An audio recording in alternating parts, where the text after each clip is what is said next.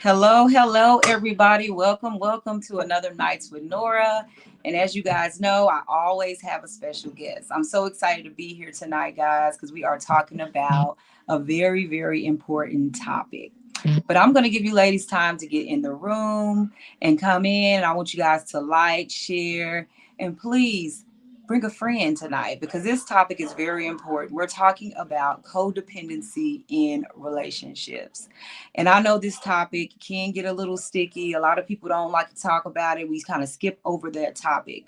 But over here on my platform, I like to keep it real. It's all about your mental health and your growth. And I know that you ladies have been through this, either you or a friend, or maybe your child, or maybe you grew up like this. I don't know everybody's situation, but somehow at some point in your life, you've probably been affected by codependency, especially in our relationships. As we go through relationships and we try to build healthy relationships, we run into all type of different roadblocks. And I find that codependency in relationships has been something a lot of my clients run into and I have dealt with in my own personal life. And I have a very special guest with me here today, Miss Naomi, who is also a life coach. But y'all, she has never been on my platform before. So we got to give her a very warm welcome and let her know that she is loved over here. Sis is loved. And I'm so happy to have you, Naomi.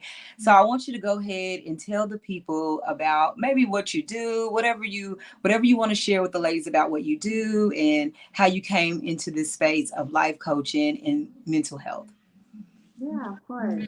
Well, thank you for having me in your space. I'm super glad to be here.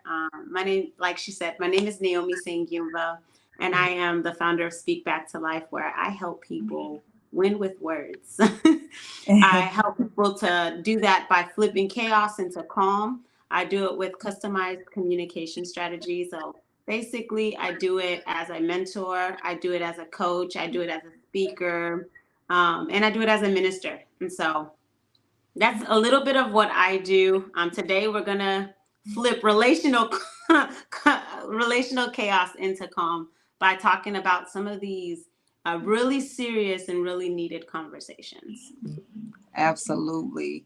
And I'm so glad I'm able to talk to you about it. I know that I've been trying to get you on here. You've been trying to get here. We've been going back and forth about getting to this space.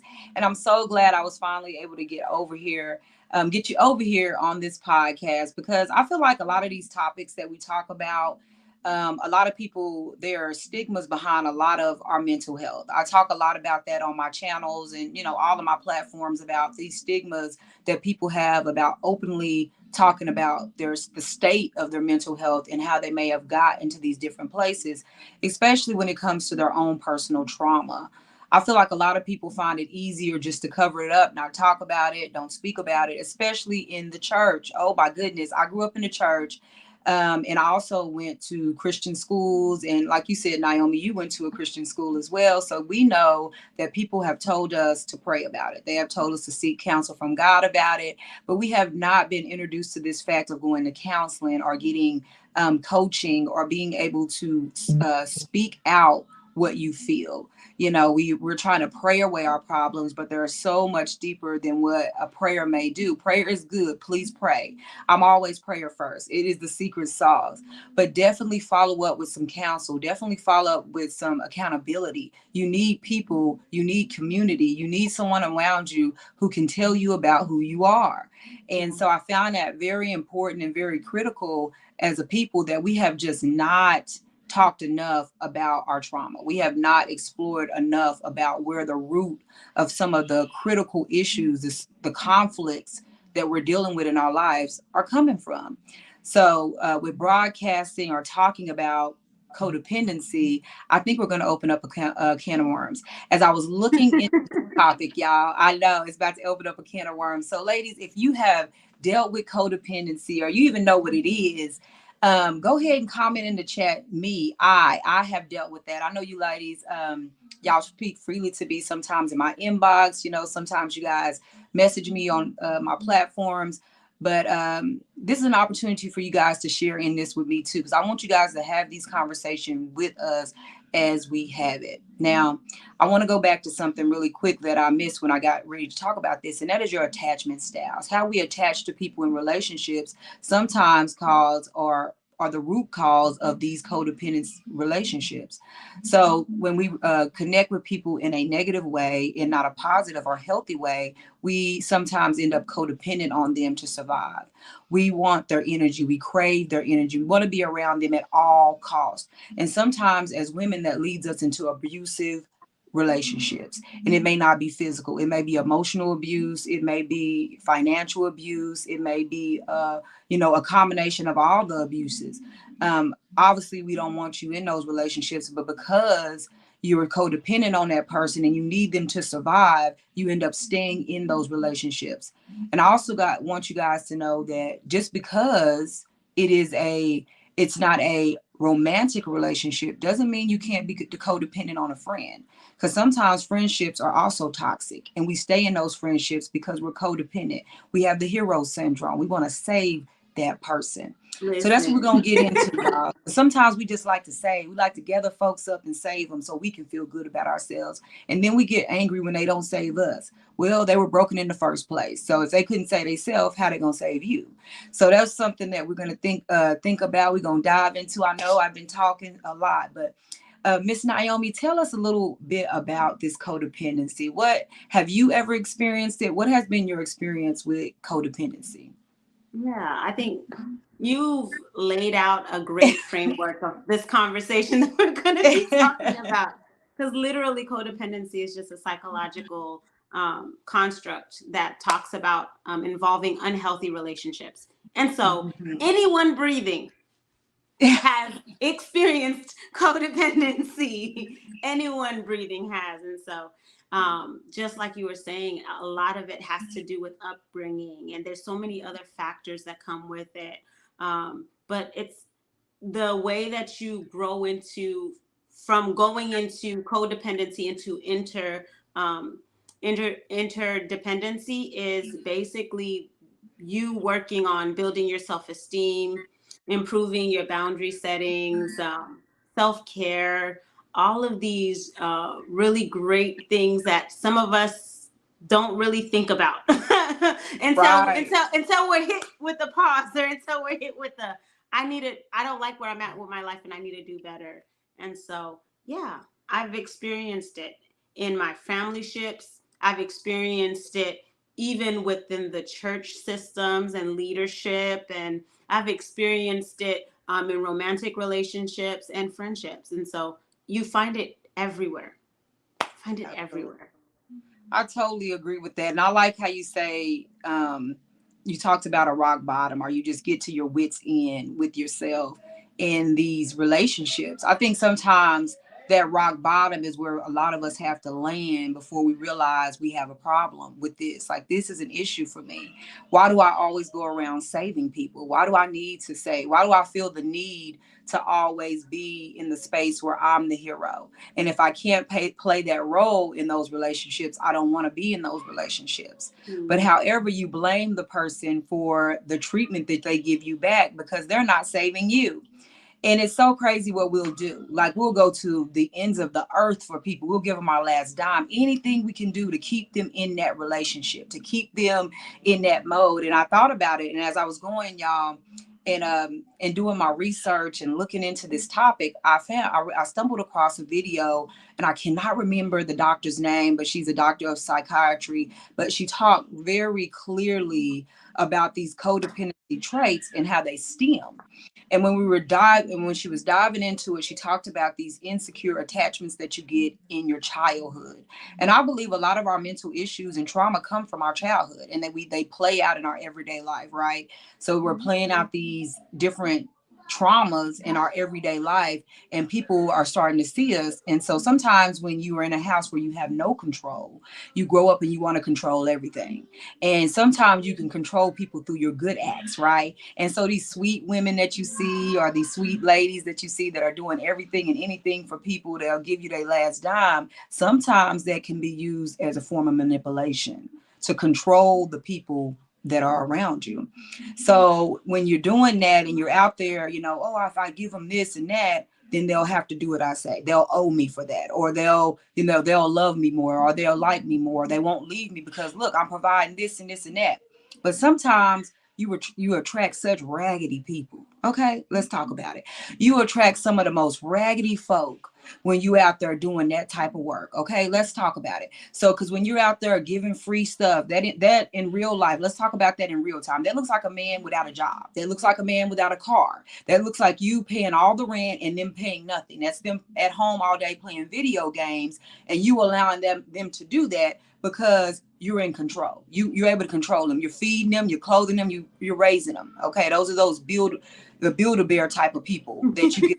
It's not always a man. Sometimes it's your friend. You got to build them all the way up too. And then you find yourself in a relationship where you always holding people up and you begin to get resentful.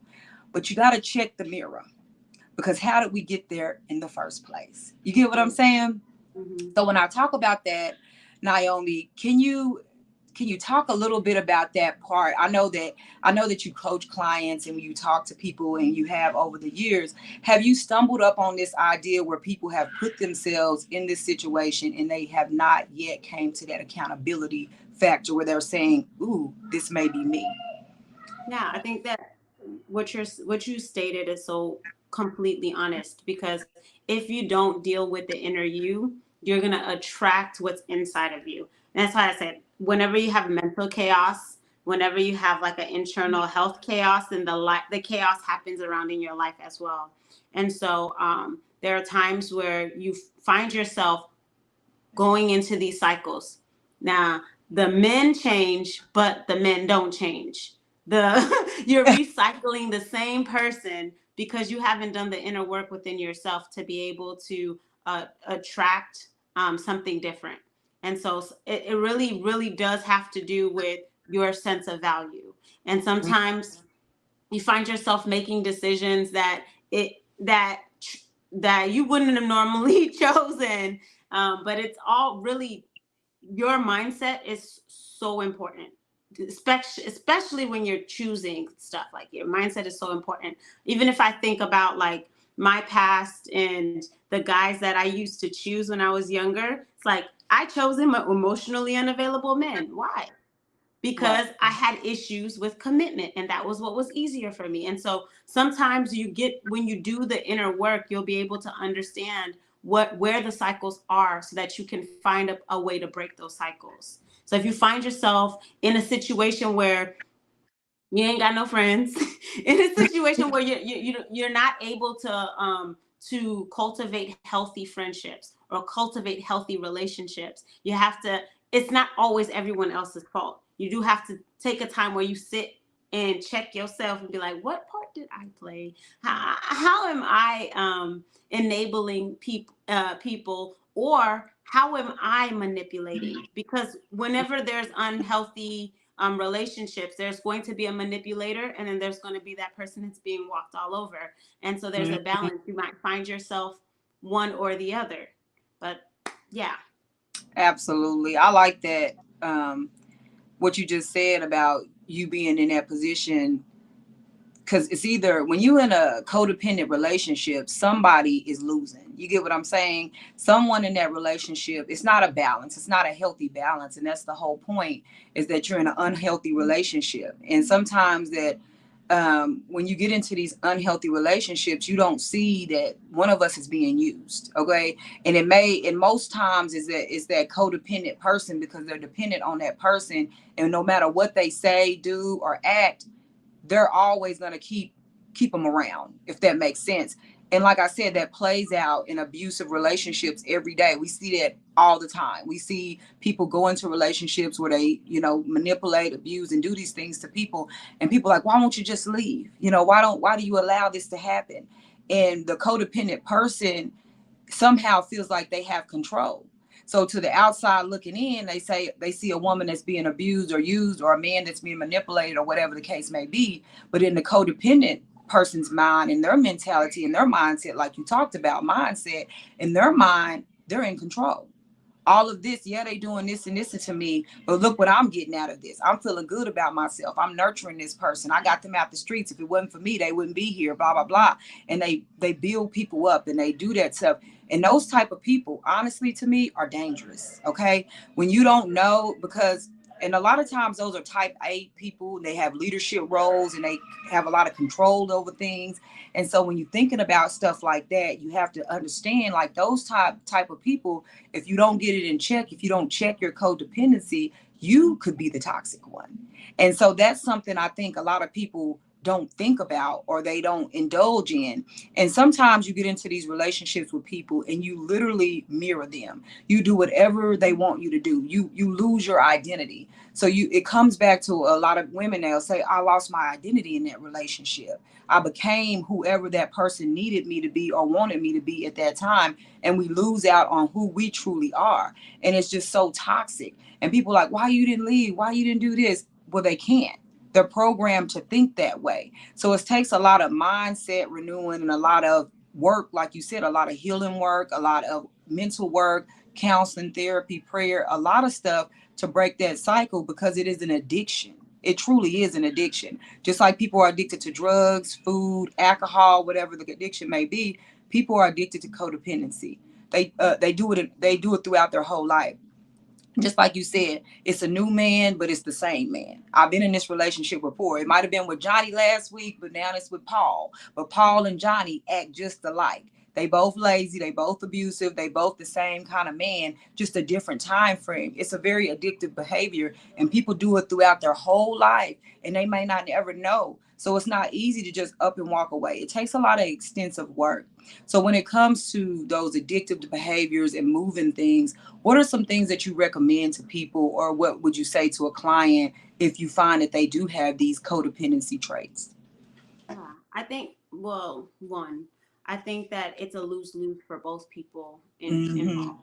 It's like one person is not going to get more than the another person. If you're in an unhealthy relationship, if you're in a volatile relationship, it's a lose-lose. And sometimes it might not even seem like it's volatile. You might not even understand or have the framework to know that you're in a relationship that's toxic because you don't have the language for it. Where that's where you find some people being so passive, and they don't fight back, and they don't, and then the manipulator is able to manipulate, and you're like, oh, yeah, we never get into arguments. Yeah, if you're in a relationship and you're not getting into arguments, there's probably something wrong with the codependency. There's something wrong with that, because there's one person that's fearing and not wanting to get into an argument, even if it's a healthy one, to be able to work through challenges. So you have one person making all of the decisions and then someone else kind of like bowing. And I think that it all starts with how you value yourself. Right. It really, the big thing is when you find yourself getting into situations, you have to ask yourself, how do I view me? And a lot of times there's things that happen to us.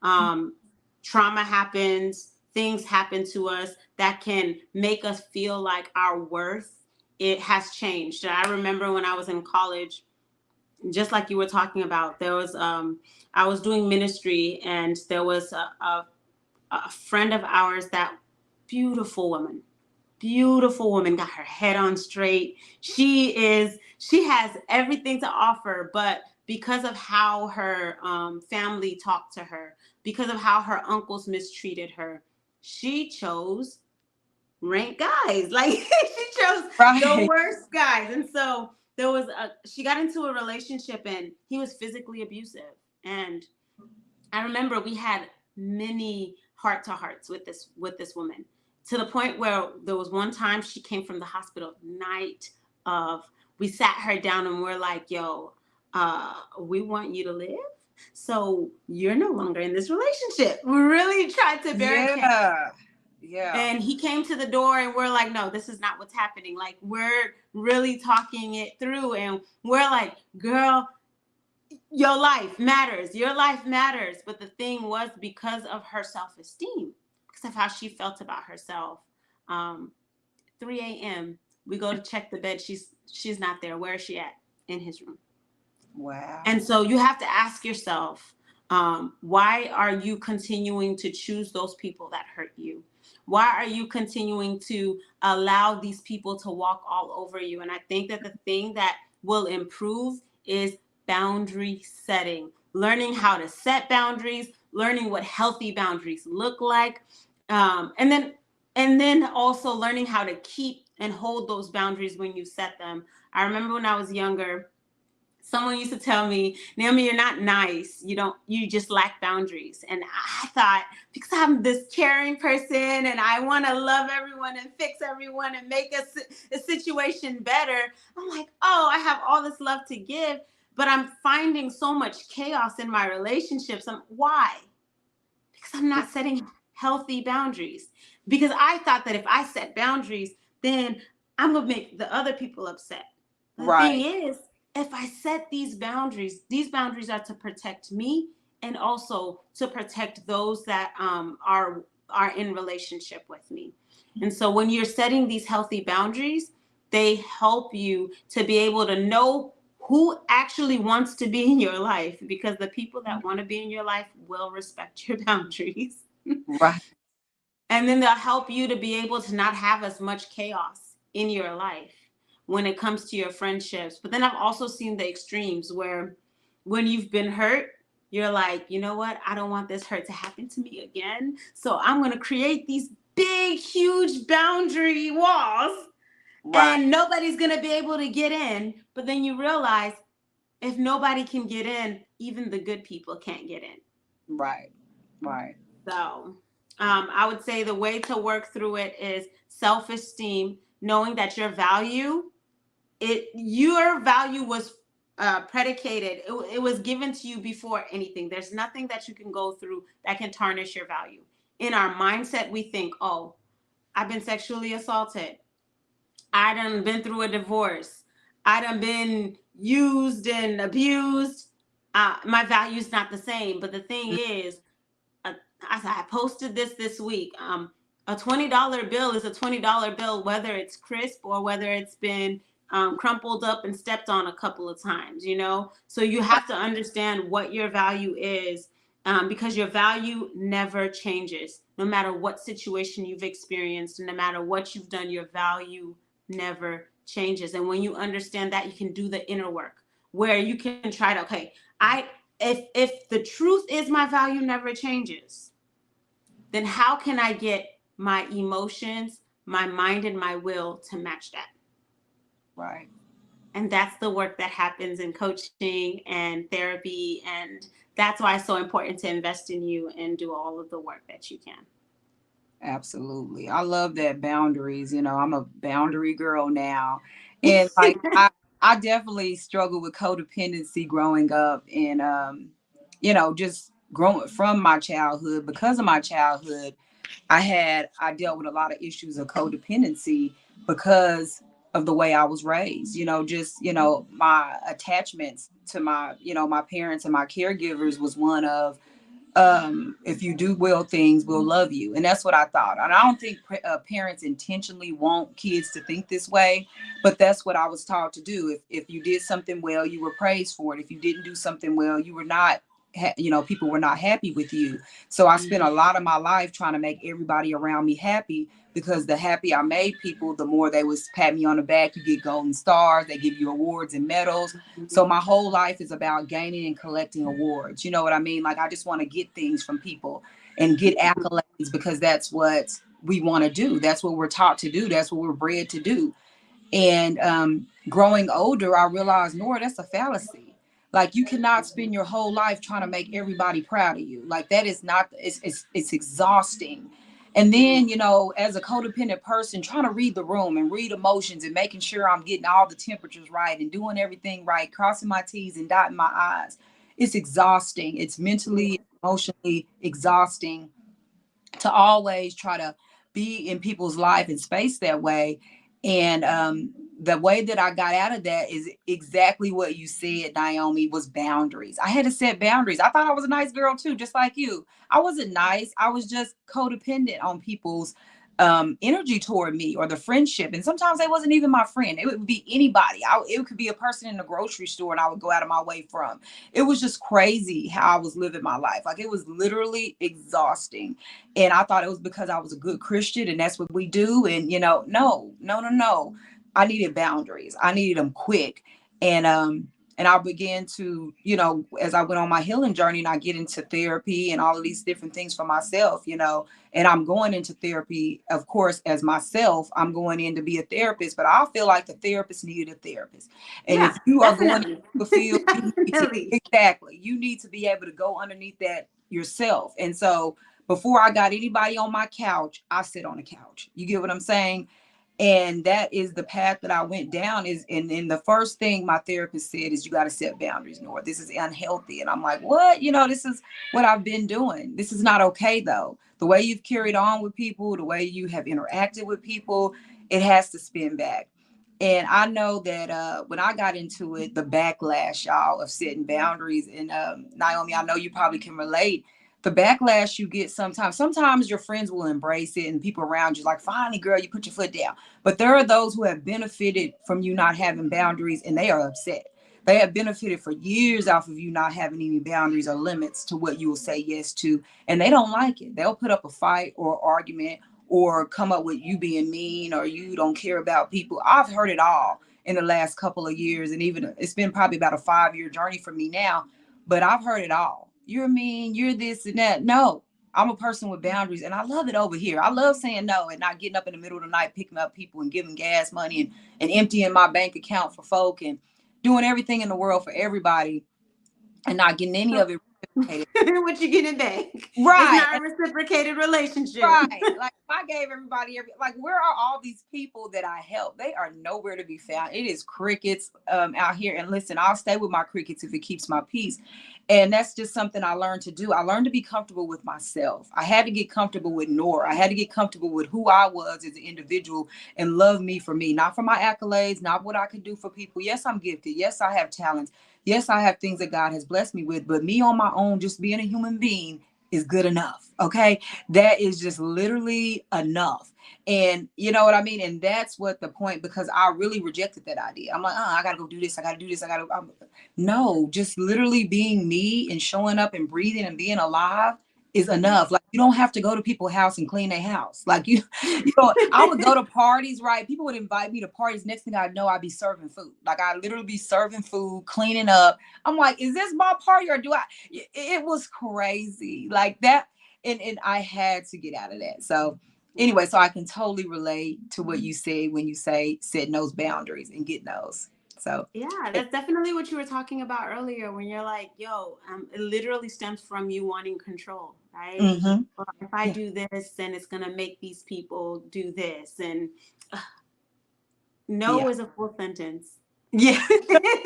No, Right. no is a full sentence. It really is. And Yeah. literally, I think the big thing is like, you're like, man, if I do this, then people are not going to be there. But you don't want everyone there. You want the right people there. And the right people will honor your boundaries. Mm-hmm. They will Absolutely. honor your Right. boundaries. Leave you alone. And sometimes it was so funny though. Like some of the stuff, like I was literally volunteering from. Like nobody wasn't even asking you. You just showed up just because you knew. And now that I'm thinking back on some of the things I did, it was a form of control because it was like, well, if I'm cleaning up and running a party, I can tell everybody what to do. I can tell them when they need to leave. I can, kind of like even shoot a host around or whatever. And like she'll think I'm great because look, I saved her party. And if it wasn't for me, it wouldn't have went so smoothly. Like it just crazy stuff, like, what are you doing? Listen. And like really just noticing myself through self-reflection and really reflecting on myself and holding myself accountable and getting people around me that held me accountable who would say, Nora, you're doing it again. You said you wasn't going to do that. You said you was going to start saying no. Why are you over here? Why are you stressed? Does that stress you out? Do you really want to go? And just getting in tune with yourself, because literally you lose your identity in making everyone happy. So you don't really know what you want. You don't know what you like, where you want to go. And that is something I think people don't talk about enough, is that when you lose your identity and you wrap yourself up in people's lives and their problems and their situations, and you get into these things, and I know therapists and coaches and social workers and people who do our work, we all struggle with this because we're helpers by nature, right? We're Okay. empaths by nature. We love to help people. I think naturally you do. I think initially you do love to help people. It's a part of your spirit. Like it's God gave me this gift to help people. So I know it's there, but it's also a thing of sometimes we can twist that into our own likings. You know what I mean? Like get that into our own hands and say, oh, I'm gonna use this to get what I want from folk or whatever the case may be. Yeah. Maybe And it's I find it funny how you're talking about the manipulative factor, right? And that's where yeah. we find the codependency happening, right? You can Mhm. find yourself wanting to manipulate things, or you can find you being in a relationship or you being in a partnership of something that's being manipulated.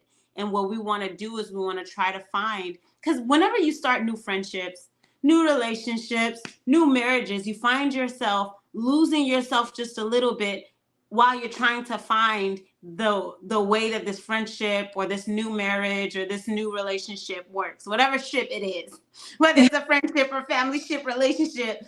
You're trying to find the balance of Yeah. how you can be independent, interdependent, how you can have your own independency, your own agency, and how that's the other party can have its agency. And we find ourselves getting into spaces where if we aren't able to stick up for ourselves, which is the boundaries, aren't able to communicate where they have us messed up, Right.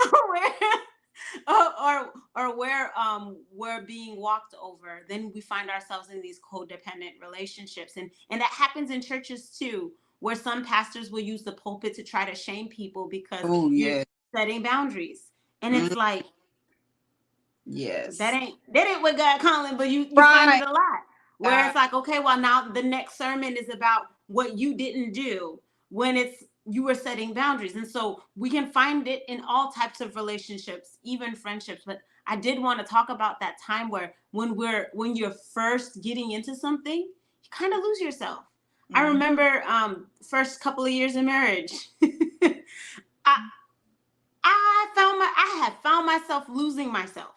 Yes. And a lot of people experience that when you have friendships, when you have anything that you're starting that's new. But you want to Mhm. get to a space where you can also know how you work within that new relationship, friendship, partnership, business, whatever it is, learning how to be able to have healthy ways to communicate.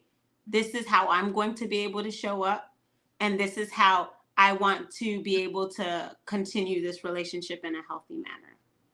Absolutely.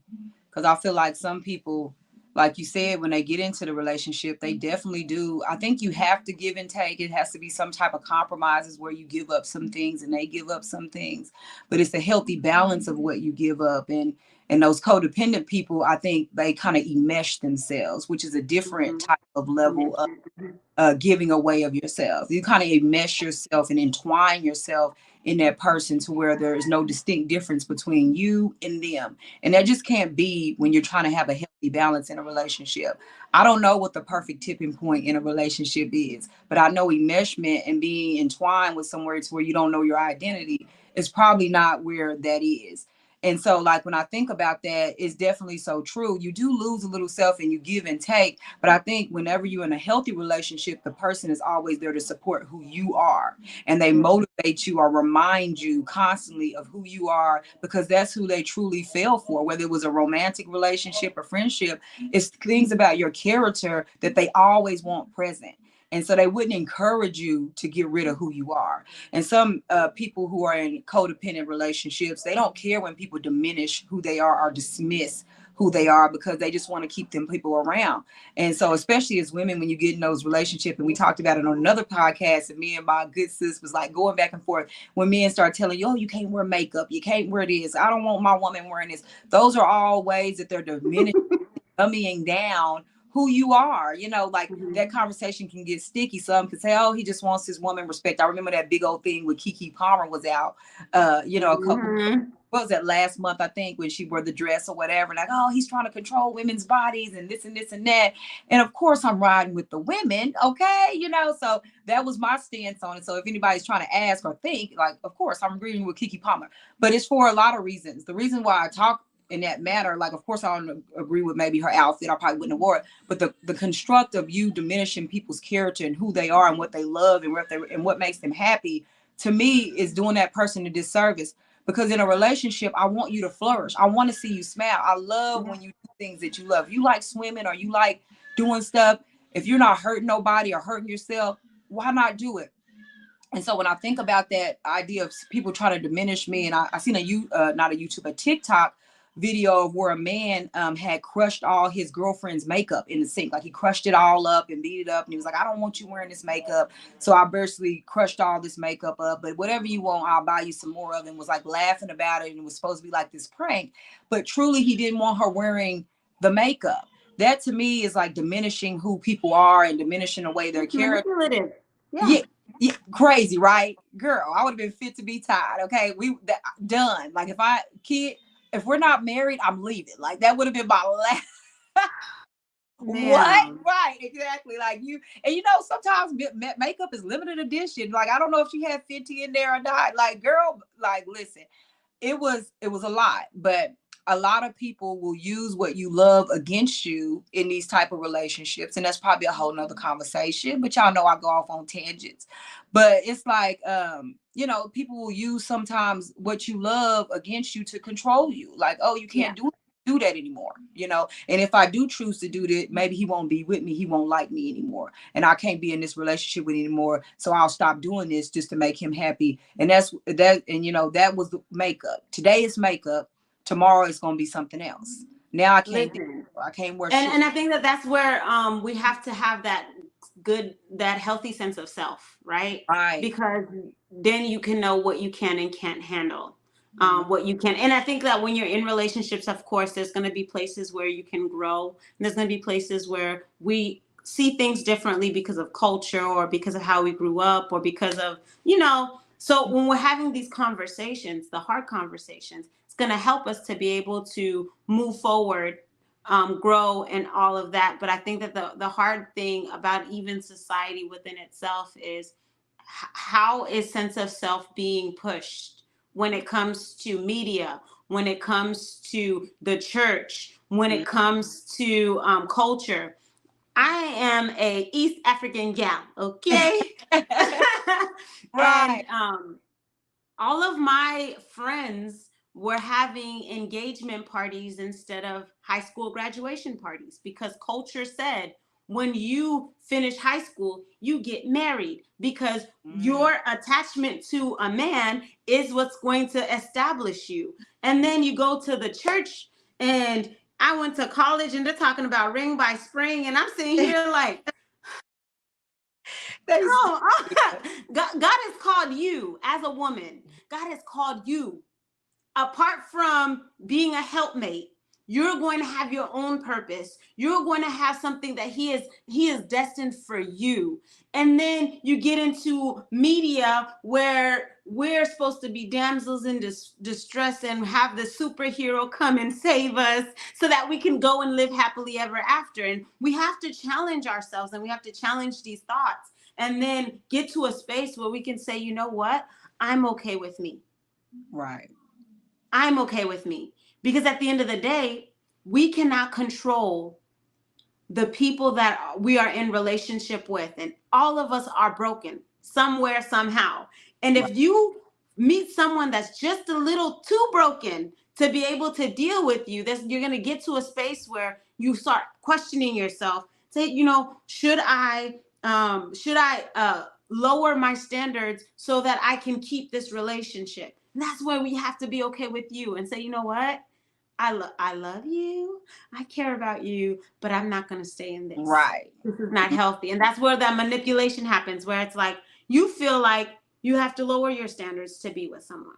Mm-hmm. You feel like, I know so many girls that lost their virginity, not because they wanted to, but because they're like, if I love him, then if I want to be in this relationship, then. And all of these things are really happening. It's peer pressure.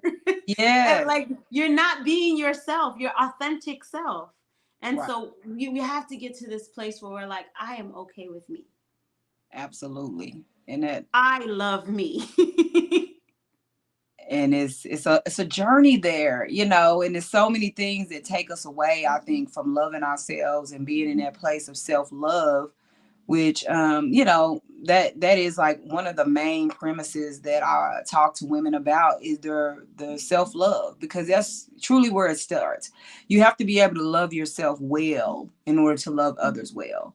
There is just no way that you can love other people and empty out on folk and be able to do all of that with people if you're not full yourself. You cannot pour from an empty cup. And we need those refills. You know, we always need a refill. We need people, consistently, proactively making deposits into our cup. And when there are no one around to do that, be able to do that for yourself. Have a system in place to where you can fill your own cup, whether that's with self-love, care, reading, writing, going on vacations, whatever your self-care comes out to, wherever you are representing yourself and looking at your highest self in a different type of way, then that is a way that you need to go. Because I think so many of us, especially as women, we have emptied ourselves out on everybody else and left absolutely nothing for ourselves. What is left? Dry bones, tiredness, fatigue, depression, anxiety. That is what is left. Okay. Anxious, nervous. That is what is left. Just depleted. And then you put on a mask because you don't want anybody to see how depleted and exhausted and tired and toe up you really are. Okay. And so this is not a person talking from a book or something. This is my own life. Like, this is me living life the way I just said it, depressed, depleted, and all of those things above. And then you come in here and tell me that I shouldn't be codependent. How can I be when I don't love myself? I don't have no energy to even find out or care what I want. I'm gonna let somebody do it for me because I'm so depleted. I don't even care to find out what I like because it don't even matter. At this point, y'all do whatever y'all want because I'm tired. You know what I'm saying? And that's the place that we get to, and that we can go back to what you said, the rock bottom. You get to that part where you're sick and tired of yourself. You sick and tired of being in these relationships with people. I'm sorry, I don't know. But we get into these relationships with people and we're just depleted. And you've already been with Johnny and he took everything out of you, but you finally got the nerve to break up with him, but you didn't heal well, but you're now in another one. Talk about that. Yeah. Listen, you will not get over someone by getting under someone else. Yes. You cannot do that. Take your time to heal. The way to get over another man is get up on. No. Heal. Heal and find out what you did. What was, because when it comes to breakups, it's always everybody else's fault. Right. It's always everybody else's fault. But there are things that you participated in. There are unhealthy patterns that you participated in. Heal so that you don't go to the next, bringing all of that baggage, and then something that could have been good you're ruining because you're still dealing with. You know how many people I talk through been together for like 11 years, but because they haven't dealt with their own anxiety, the anxiety that they have because they were cheated on in the past. Now the person that they're with is being handcuffed by anxiety.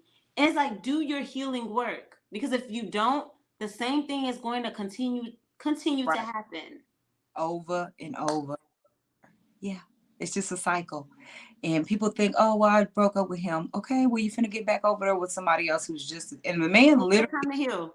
They literally are the same person. And I know people, and that was a part of my boundaries too, is just cutting off people who were, that always wanted that same cycle. You know what I'm saying? And like, you get people around you who just like, they all toe up and messed up. And then you'll tell them, okay, you do this and that. And then they'll go back and do the same thing over and over. And I'm like, okay, I don't have space anymore because I no longer care about saving you. Like, it doesn't suit my self-esteem or boost me in any way when I'm going over here and saving folk. You get what I'm saying? Like, that don't want to you gotta want to do it yourself as well. Come on. I can't want it more than you want it. Right. I'm that type of help. I'm into people who are ready to help themselves. Like, if you ain't to the point where you're admitting you have a problem and you're ready for some change, then me and you, no. Okay. I no longer get joy out of doing that anymore. And I used to, like, I will say, like, it was good. Like, and then you find that all the people around you is the same type of people. They all in need of something. And you're like, well, dang, every time I go out with such and such, I always got to do this. And everybody you around is like that. So listen, like, if I have to walk one army of one, I'm good with that, because the group of people I had wasn't nothing, no way. They always just needed something. And they didn't care about, anything I needed, because I put those people around me. Like that was, I put a bunch of people around me that I was always the smartest in the room, always had it together more than everybody, always want to make sure I was a disservice to yourself. exactly. So now when I'm in that, I'm uncomfortable. I immediately, oh no, no, no, no, no, no, no, no, no, no. This is not the road we're gonna go down. This is not where I want to be. And I think that, through self-reflection, and I think it's probably more levels to this as I continue to grow. Like it's probably gonna be something else new I'll learn too. But what I've already learned on this level is Nora, this is not it. You know what I'm saying? Being the smartest person and always trying to control people through this way is not okay to do. You get what I'm saying? Like this is not where I want to be, and just being transparent with that. Even having this conversation right now, I don't know who's watching. I don't know what may happen or go on with this, but it doesn't matter. This is my journey. This is where I'm at, and this is truth. And I hope that women and other people that are maybe experiencing this understand, like, that's not okay. It's not okay to be in that place where you always got everybody around you need you, because you don't want to. I think another thing is living beneath your own potential. Yes. I feel like for me, at being a Burundian American woman, when I was growing up, I saw that the most women, marriage was their graveyard, because when they got married, all they were doing was becoming someone's helpmate, and the vision that they had, whatever they could dream of, was to be a good mother and be a good wife. And those things are great. Don't get me wrong. I'm not diminishing those roles or saying anything is wrong with that, but these women were brilliant. Yeah. These women had, like, when I just sat under them and the wisdom that they had, and even the skill sets that they had to be business women, entrepreneurship, entrepreneurs, and just, they had it going, but they had to sit underneath someone or something that wasn't watering them to be able to go and do that for whatever reasons. I don't, some of it might be cultural, and some of it might be you are codependent in a relationship. And it got me to a place where it's like, so many women, you guys are built to be world changers, to be atmosphere shifters, to be fire starters. But what are we doing? The first distraction ship that comes. Yeah. What are you doing? What are you doing? Yeah. And it really boggled me, because a lot of the women that I was going to school with, I'm like, y'all came to school for a reason. But some of them dropping out, why? It had something to do with the relationship. Right, with the man. Oh my God. Or a woman, however you're doing it. But it had something to do with the partnership. And even your friendship. What are the things that are causing us to be able to be distracted from the plans that we have? Our relationships. Yes. Whether they be with family, whether it be with businesses, whether it be with school, our relationships can take us away from the purpose that we have. Right. So if you don't have a healthy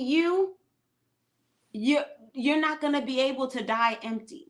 And then that's the whole point of this. Like, why do you want to be have a healthy sense of self? Because there's no way that you're going to be able to do what only you can do. You are destined. I love how the scripture says that God has created good works for us to do before we were even in our mother's womb. Right. So you have good works that you are destined to do, and no one else can do it like you can do it. No one else. Nobody can be a copycat. You're going to be the one to do it, whatever it is. But the thing that's going to distract you is some nappy head little... Right. And it's just going to take you away from understanding and knowing your value. Knowing that you're worth it. Knowing that your value is there, even if something happened to you. I could remember I was sexually assaulted in college. And if I did not have the right community around me, the right community to be able to pour into the spaces where I felt like I was lacking. And that's why it's so important to be in interdependent relationships, whether it be your friendships, whether it be your relationships or your family ships, Because when you're in a healthy relationship with other people that know themselves and also know who you are, they'll be able to cover you where you're lacking, right? And so when I went through that situation, my community did not fail to remind me that this did not stop the purpose that God had for my life. Wow. They did not stop. And so I could have, if I didn't have the right community, I could have led to even unhealthy decisions that could have led to a more chaotic lifestyle. But because I had people around me that cared about me enough, I was able to still have that sense of self and know that that thing that happened to me did not stop how God feels about me. It did not stop the purpose that I have, and it did not stop that I have purpose for my life. And I'm still able to show up, and I'm still able to move forward. And so it doesn't matter what wrenches life throws your way. If you are able to have a healthy sense of self and you are able to regulate emotions, regulate means you know that your emotions are good, all of them. They're good, but they're horrible leaders, very good locators. So you let your emotions learn you. And if you're able to do that in a healthy way, it doesn't matter what life throws at you. Right. Because we are resilient beings. And the willpower that we have, we can get through anything life tries to body us with. Like, anything life tries to hand us, we can get Yes. through that mug. We can. But you need healthy boundaries, a good self-esteem, and some good self-care, healthy coping mechanisms. Right. And put them in place and do not let up. Oh, Yeah. yeah. That's so good. I love that. Because so many, it's just so true, that people will try to make you forget who you are, and a lot of us are, a lot of, I'm saying women, because I know a lot of women are watching and will watch, but we are having identity crisis. And we have forgotten who we are. We have allowed others to bury or dismiss who we are and what we bring to the table. And there is much that you bring to the table. There is a lot that you have, and your gifts are not for the taking, they're not for the snatching. They are to be presented. Like they are something that you should treasure and value, and burying them, whether it be in a relationship with a man or a friendship or whatever road you take with another person, it should not change who you are. In the moment that people are trying to take away your gifts or diminish your gifts or cause you to cower away or be embarrassed of who you are or what you do, then you already know that's a red flag. And I used to talk a lot about red flags. And that's a red flag. When people try to diminish the very God-given gifts that you possess and you feel ashamed and something rises up in you that causes shame or guilt for a gift that God has given you, that is a red flag. That is an indication that you probably shouldn't be in community, in relationship with this person. Mm-hmm. Everybody is not for you. Everybody is not meant to be your friend. Everybody's not meant to be your partner. You're not supposed to just date any and every old thing. That is why they call it dating. Okay? It's an interview process. Okay, I got bad vibes from you. I didn't like how you tried to tell me I probably couldn't sing. I don't know. I want to be a singer, and I feel like you didn't believe that I could sing, so I'm finna go. You get what I'm saying? These are red lights. These are stop signs. Stop. Get off. Move. Get out the path. This is a tsunami. It may start small, but it's gonna increase. And like you said, people literally marry and they die. Those are graveyards for women and men, because people will literally suck the life out of your dreams and your aspirations and the things that you have that you are. If they don't cultivate, that's a really good word, that's what I was looking for. They don't cultivate the gifts that you have and pour into them and make space or room for them, then that's a problem. It shouldn't be always you inconveniencing yourself to fulfill their dreams and things. And women, since we're talking to women, they will quit their jobs and give up careers while the men excel 10 times ahead of them. You know what I mean? And they're raising the kids, making the home while they have dreams and them literally dying to get out. And they're showing up in the form of physical ailments, stress and depression and anxiety and all of these things, sometimes breaking out in hives, high blood pressure, heart attacks. and all of this stuff, and women dying at a more rapid rate than men, but they eating tacos and chicken and all that, but women can do healthy things and still die first. Why is that? Because they have not taken care of their self. They have literally gave up and buried themselves, like you said, for someone else. We can't continue on like that. What can we do to change? What can we do to let go of this? And that's why I think this topic of codependency is so important. It will literally send you to an early grave.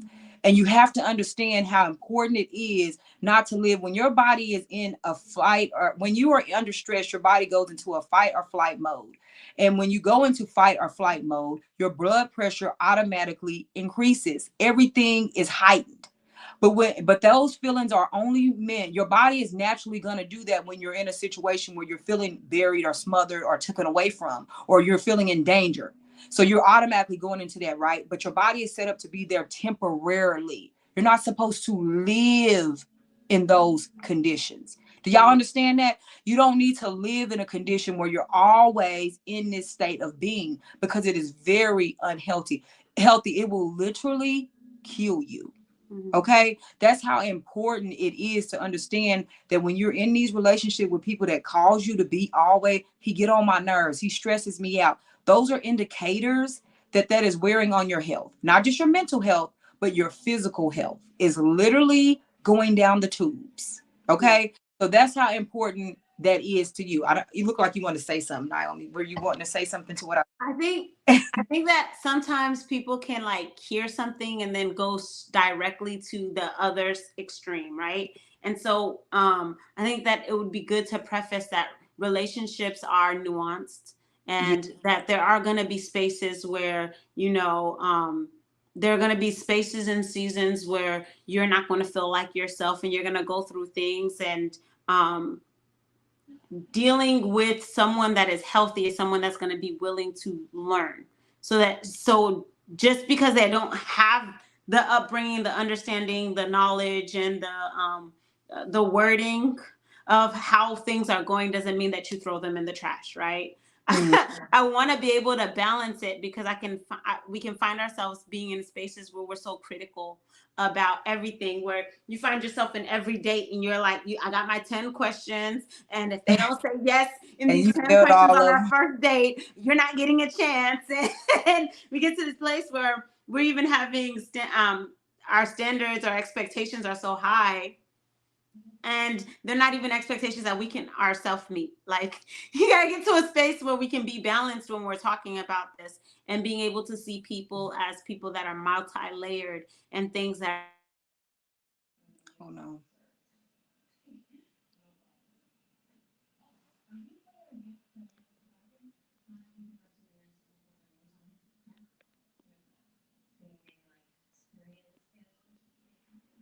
I can't hear you.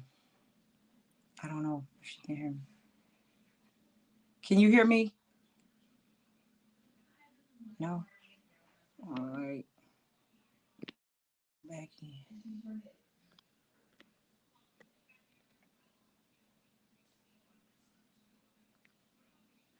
I'm gonna bring her back in, y'all. Just a minute. Can you hear me now? I don't know. I don't know what's going on with my mic. But I hope y'all can hear me. If y'all can hear me, just give me a thumbs up. That was so good what she was just saying to me. Can you hear me now, Naomi? I still can't hear on this thing. I don't know. Oh, I'm gonna remove it. Let me see. Let me see if we can hear. Can you guys hear me on here? Just give me a thumbs up if you can. I don't know if you can or not. But we were talking about codependency tonight, and it was so good. Sis was giving me all type of facts and just giving me information and giving us information about codependency and why it's so important. We were just talking about the balance of not being critical or overreactive of people who try to kill your dreams, and just allowing that to happen in order to stay in relationship with them. But I think a lot of times people do that. Let me see if can you hear me now? Yes, I can hear you. Can you hear me? Okay, great. I was just trying to bring back up your point that you were talking about a healthy balance, but you can go ahead and finish up what you were saying. Yeah, so I was definitely just saying that making sure that we have a healthy balance so that we can create health, we can walk in step in creating healthy relationships, because even ourselves, we have things that we're still learning and we're still growing in. And I feel like we live in such a cutoff generation. Mm-hmm. We live in such a, if I'm offended, I'm going to cut you off drastically, but I'm going to give myself grace and I'm going to love on me, walk with me. But when it comes to other people, I don't have that.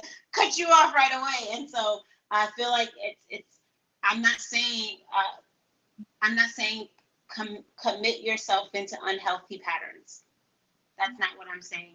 What I'm saying is be mindful that you're not cutting off someone that has had an unhealthy response or an unhealthy period and cutting them off as if they're unhealthy period, if that makes sense. And so I think that there's a healthy balance that needs to be taken. Yeah, I totally agree. I think we definitely live in a society where it's a cut-off society and everybody can get canceled. You know what I mean? Like, oh, you can't. I'm done. He looked at me wrong. I didn't like you're canceled.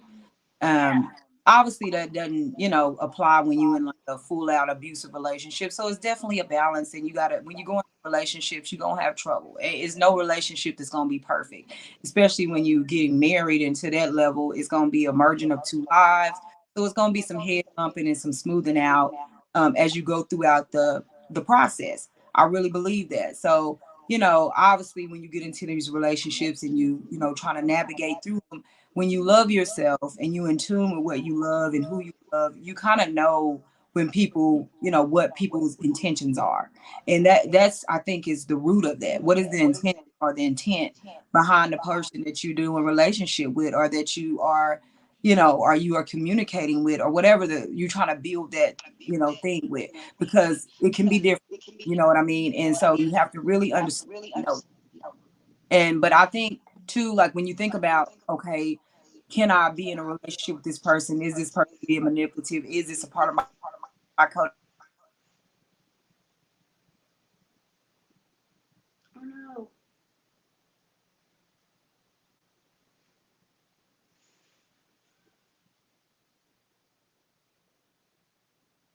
Oh no. Oh, we lost her.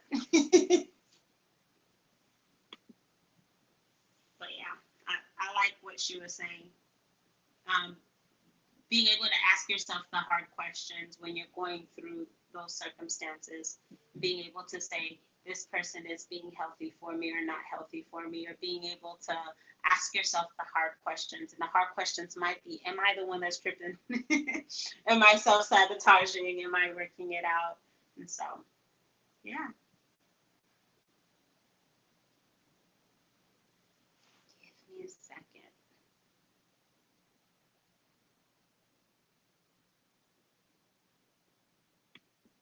Who's I'm there? sorry. Can you hear me? Yes. Okay, sorry. I don't know what is going on with my internet connection. Sorry, y'all. My internet connection is crazy tonight. It hasn't done this in forever. But anyway, I was just saying, like, about the healthy balance, kind of piggybacking on what Miss Naomi was saying about having a healthy boundary and just always understanding. I guess we're going back to healthy boundaries and understanding and knowing yourself and knowing what the person's intentions are when you go into relationships with people, because sometimes people, you may think they're trying to be out to get you, but that may not be the intent. And we don't always know what people are thinking, and we can't read minds. But as codependency, the people that are recovering from codependency, sometimes we try to read people's mind. We're always looking for indicators or clues that a person may be doing us wrong, because you have your guard up. You have an intent. You've been done wrong before. You're acting out of your trauma. You're living out every day like this. I've been hurt before this way, and I want to make sure this person don't do me again. And that's pretty much what you're looking out for. So you're always on the outlook for things. Like if you've been cheated on in another relationship and you get into a new one, you're thinking like, okay, I got to make sure I'm checking his phone. Oh, his body language is changing. You cannot read minds. You're not a fortune teller. That's So it. you're always in a sense of like trying to figure out a person or trying to look over a person, and that creates anxiety and stuff. So that's something that you cannot you can't live under those type of strains either. So you can't be too critical or overcritical of people either. Now listen, honestly, this is easier said than done. Let's be real. Like if you're a person that's been living this way and this is something you've always done and you've been through all type of trauma and you've been through all of this stuff, this is not going to happen overnight. This is something you're going to have to work at. You're going to have to do some deep work, some healing work on your individual self and on your individual past trauma and your pain and you specifically to get to the point where you're not like this. And that's just honestly speaking, you're going to be suspicious. You're naturally going to be worried and anxious and do those things. Now, is that okay to live in that state of mind? Absolutely not. You want to move away from that at some point, but you will have to get there eventually. It's not going to be something that happens overnight.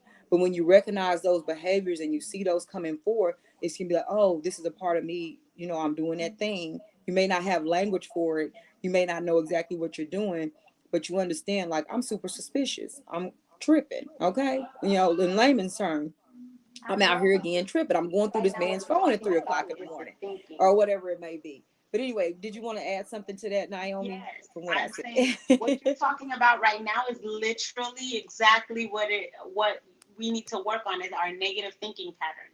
Mm-hmm. So you were talking about you were talking about mind reading and overgeneralization and also us filtering, where it's like, I know that all guys are like this, so if I hear this is what's going to happen. And so you start filtering what people are saying, and then you're only hearing what you want to hear.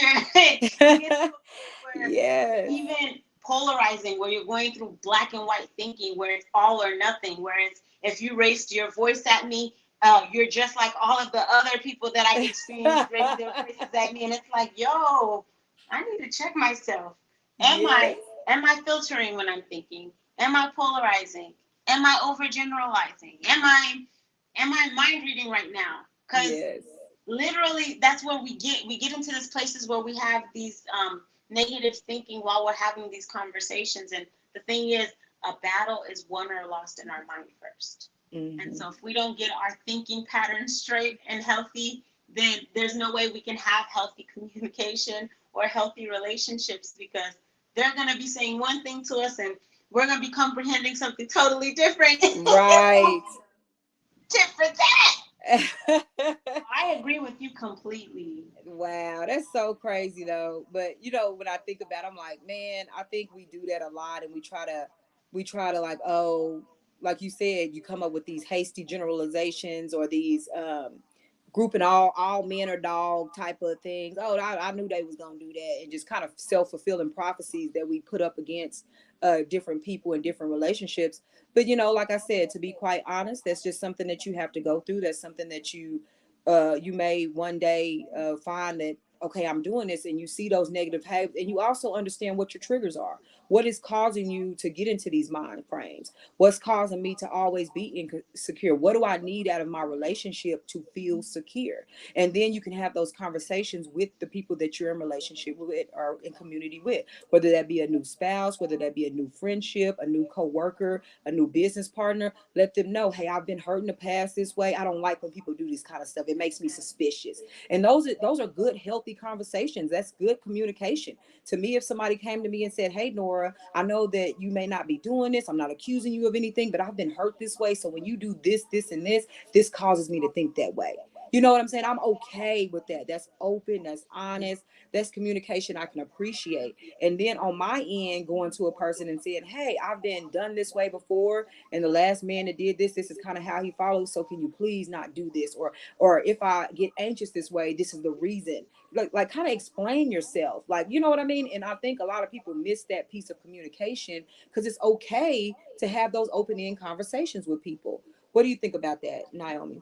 No, definitely. Having the hard conversations are what's going to get you to where you need to get to having a healthy place. So being able to talk about what you've been through, but not just to talk about it, just to talk about it, but to talk about it and then work through it, right?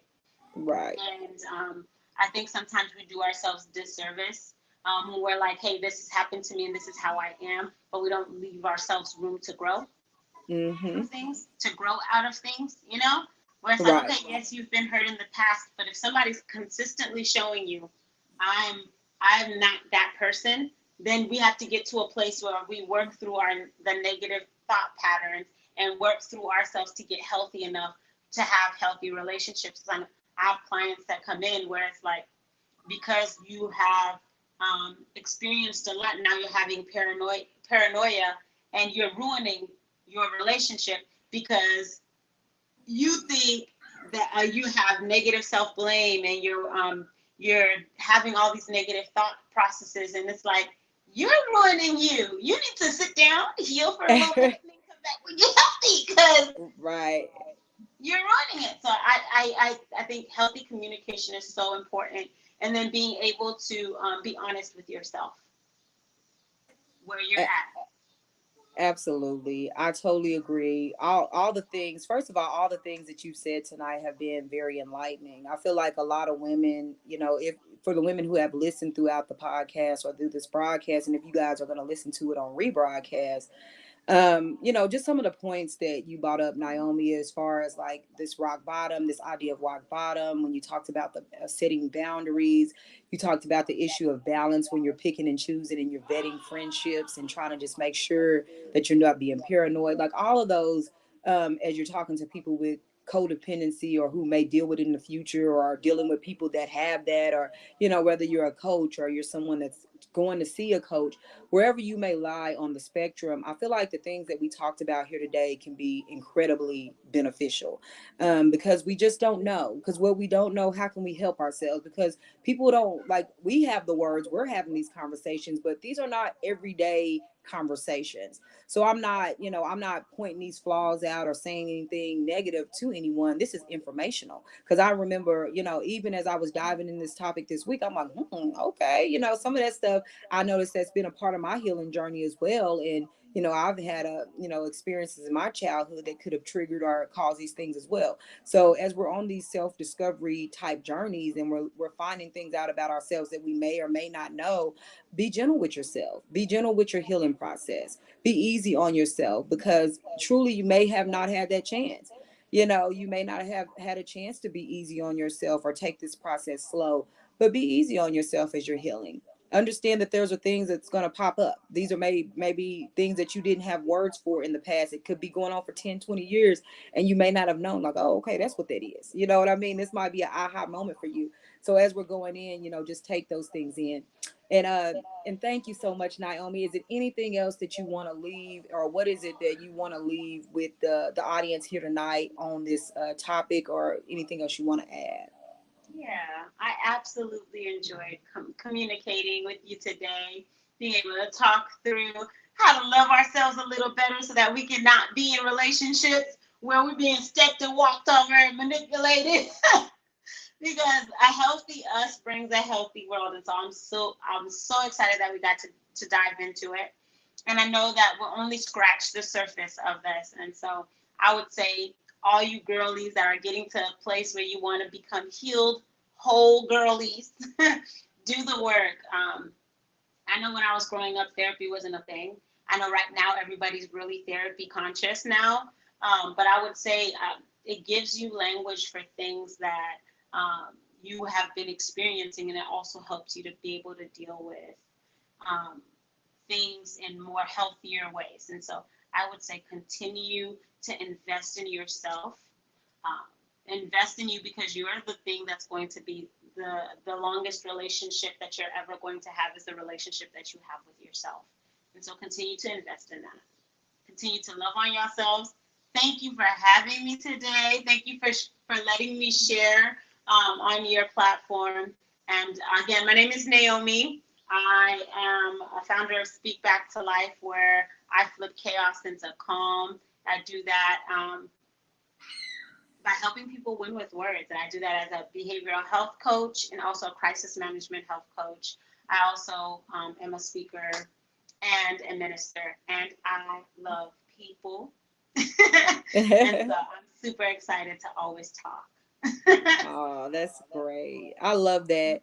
So you ladies, make sure you guys follow her. I'll put all your links below in the comments when we when we get done here today, I'll put those in the ladies follow. So you guys make sure y'all follow her platform, get engaged with her, reach out to her, do all of those things because she is truly doing the work. This is God's work that she's doing because it truly takes a heart of gold to do the work that it takes to help people heal and transition and give them words. And I like that. I like that you give people language to what they may be feeling or experiencing because sometimes we don't have words. Sometimes our trauma it silences us. And I remember being silenced as a little girl, and it was a scary place when you don't have language and you can't talk. I went mute for almost 2 years, just never said anything because of my trauma. And when I finally began to speak, I knew it was the enemy who tried to shut me down because it's just a coincidence that I'm in a profession or in a place where I don't stop talking. Like Yes. nobody would ever know. Like I literally can't stop talking, but for almost 2 years, I just didn't have anything to say. People thought I was mute, and I truly am not. Obviously, as y'all can see, so I'm a walking miracle. But to be able to have someone out there that's cultivating language for people and giving people an opportunity to speak back what they have in their hearts or to speak through their trauma, that's amazing. I love that. I love that for the girls who will meet you, for the men, the women who will meet you. That is a blessing. You are truly doing the work of the Lord, Naomi. So I want you to continue. I want to send you all the love and positivity. And I want to say thank you so much for opening up your heart and mind and pouring onto the women here today because they're going to truly be blessed by this conversation. So again, thank you, sis. I appreciate you. All right, ladies. I'm so thankful for y'all too. Make sure y'all like and share this video. Make sure y'all follow Miss Naomi and all the things that she's doing. Make sure y'all continue to pour into my platform. I appreciate it. I love everything that y'all are doing. All the love, the likes, the stars, all that y'all sending me, y'all. It's going to a greater purpose. And I'm truly out here like Miss Naomi, and I'm doing the Lord's work, okay, on a daily basis. I might not know what I'm doing on a day to day, and sometimes I don't know. I'm just doing the Lord's work, and He is guiding me, and it has led me to this podcast. It has led me to creating content, speaking, whatever I need to do. I am open to do the Lord's work and to help you guys heal in your mental health, especially in relationships. So I want you ladies to have a fantastic night, and I will see you guys next week for another Nights with Nora. All right, y'all be blessed and have a great night. Bye.